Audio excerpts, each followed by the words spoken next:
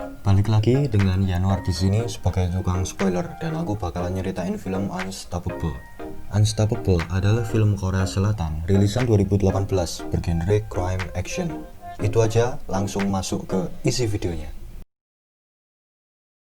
Kang Dong-jul adalah seorang mantan preman yang bekerja sebagai penjual ikan yang nantinya bakalan dijual ke para penjual di pasar bersama sahabatnya bernama Chun-sik.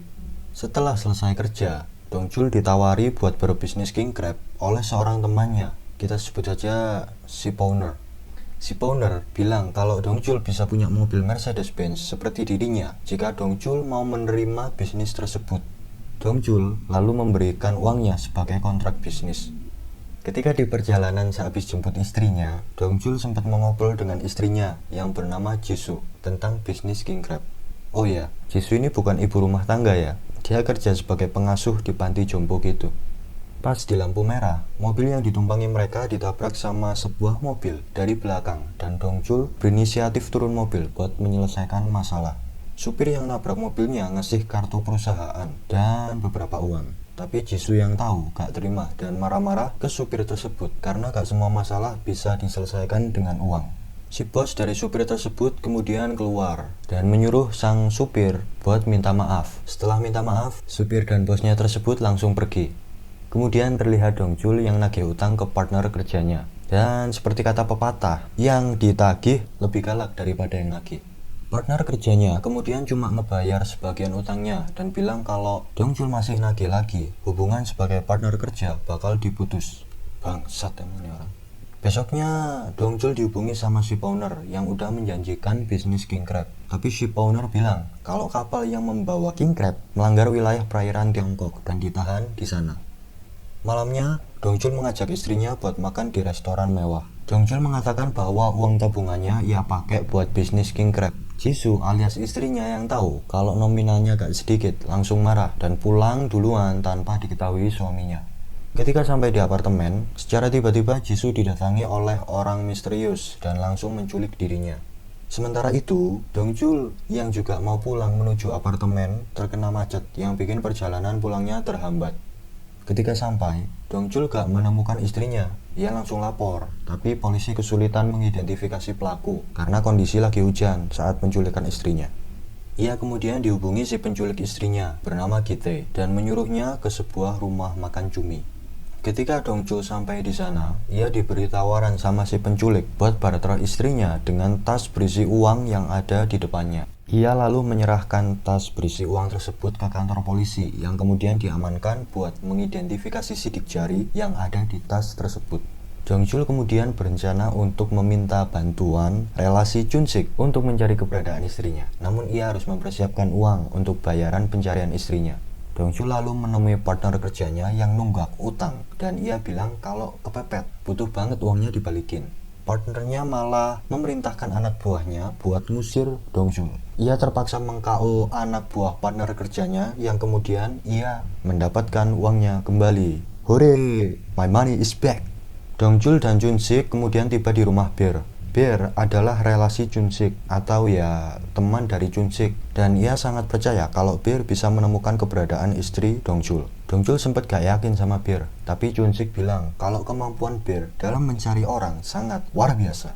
Bear kemudian menemukan seseorang bernama Choi Man-sik yang menjual plat nomornya untuk pihak penculik. Bear, Chun-sik, dan Dong-jul kemudian sampai di kediaman Man-sik dan menanyakan di mana dirinya menjual plat nomornya. Dong-jul, Chun-sik, dan Bear kemudian tiba di tempat di mana Man-sik menjual plat nomornya.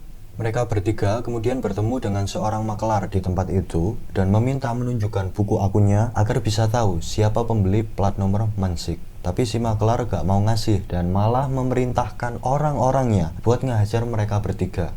Bear nyoba ngelawan mereka semua duluan tapi kalah. Dong-jul kemudian maju dan dengan gampang mengalahkan mereka semua. Mantap.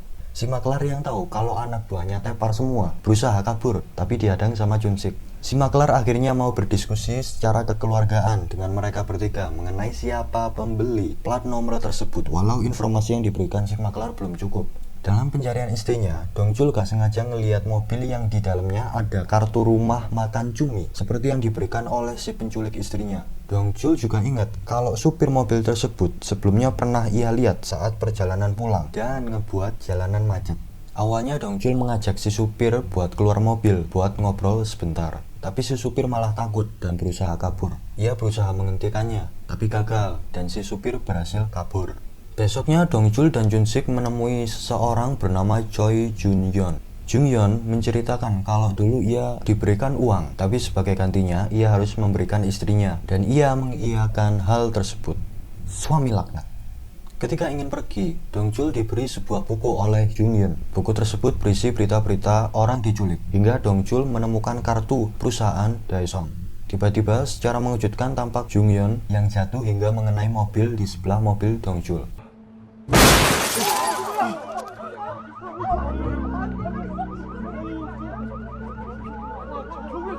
Ia memaksa buat bilang yang sebenarnya ke salah satu anak buah Gitae bernama Dusik yang sebelumnya nabrak mobil Dongjul sekaligus bekerja di perusahaan milik Gitae yaitu Daesung.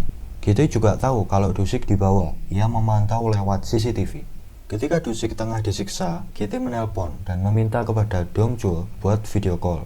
Gitae menyuruh Dongjul untuk membunuh Dusik sedangkan Gitae memasukkan kepala Jisoo ke kolam. Jadi ini cepet-cepetan ngebunuh gitu.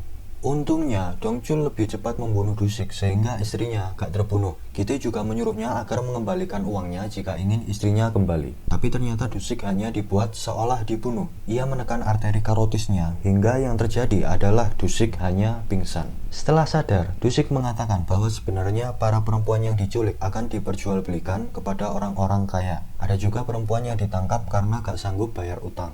Dongjul berencana mengambil uang yang udah diserahkan di kantor polisi. Bir dan Junsik kemudian menyamar sebagai jaksa dan bawahannya buat ngambil uang yang udah diserahkan sebelumnya. Mereka berdua berhasil mengelabui salah seorang polisi dan berhasil masuk ruang pengelolaan barang bukti. Mereka lalu mengelabui polisi yang ada di ruangan tersebut hingga beralasan Badan Forensik Nasional lah yang meminta tas berisi uang tersebut. Lab yang ada di kantor polisi tersebut gak berhasil mengidentifikasi sidik jari dan uangnya bakal diserahin ke bank. Mereka hampir berhasil, tapi harus gagal, soalnya ketahuan mereka gak ada kartu identitas. Untungnya Dongjul berhasil mengalihkan perhatian polisi dengan cara meledakkan salah satu mobil seorang polisi, dan uang tersebut berhasil dibawa kabur oleh Bir dan Junsik. Sementara itu, Jisoo yang disekap berhasil kabur dengan cara merusak teralis yang ada dengan bantuan salah satu perempuan di situ. Lalu ia menaiki taksi dan berencana lari ke kantor polisi, namun harus tertangkap lagi. Dongjul akhirnya sampai dan berhasil masuk. Ia terus nyari istrinya, kemudian terhenti karena harus membuat tepar banyak anak buah Gitae.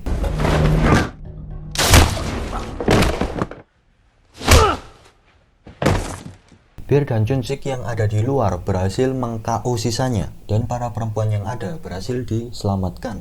Dongjul yang gak menemukan istrinya memutuskan pergi sampai gak sengaja berpapasan sama Gitae. Mereka akhirnya terlibat kejar-kejaran. Pada akhirnya mobil Dongjul terguling akibat menabrak batas jalan. Gitae mencoba menyerangnya, namun ia kalah hingga berhasil dibuat tepar sama Dongjul. Tepar lagi, hingga Dongjul bertemu dengan Jisoo yang berhasil diselamatkan.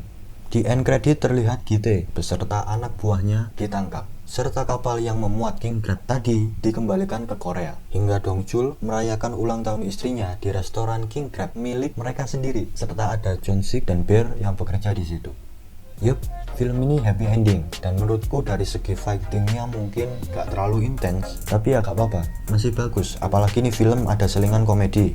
Mohon maaf kalau masih banyak kekurangan, alat murah soalnya. Maka dari itu, mohon bantuannya buat share channel ini agar berpeluang termonetisasi dan punya alat yang lebih proper. Oke, jangan lupa tonton filmnya secara utuh, mau bajakan atau resmi seterah ya. Dan ya, sampai jumpa.